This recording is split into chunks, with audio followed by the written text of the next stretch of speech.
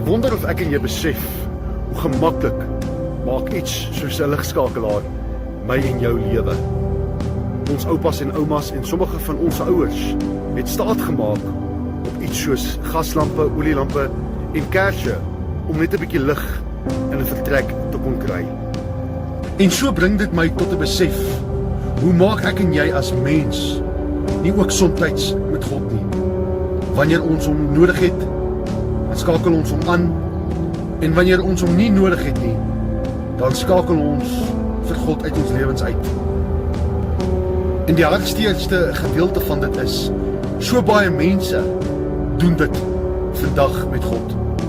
Kom ek en jy maak nie met God soos wat ons met 'n ligskakelaar maak.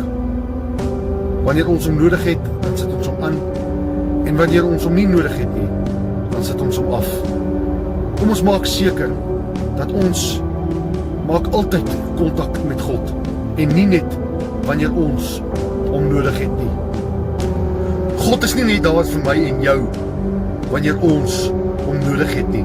Geliefde kind van die Here, God wil elke dag, elke sekond van ons lewens met ons in 'n intieme verhouding wees. God wil weet wanneer dit met ons goed gaan en wanneer dit met ons sleg gaan. Hy wil alles van ons lewe weet. Kom ons misbruik nie vir God soos 'n ligskakelaar en sit hom aan wanneer ons hom nodig het nie, en sit hom af wanneer ons hom nie meer nodig het nie.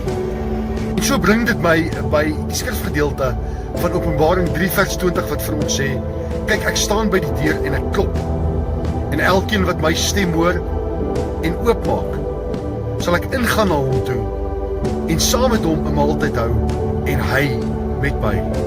So kom ek en jy maak die deur van ons harte oop, en kom ons maak seker dat God 'n deel is van ons lewens. Kom ons maak nie met God soos 'n ligskakelaar en sit hom aan en af soos dit ons pas nie. Kom ons maak seker dat God is die Alfa, die Omega, die begin en die einde, die eerste en die laaste van ons lewens. God wil 'n maaltyd saam met my en jou hê. Mag God julle seën. Amen en amen.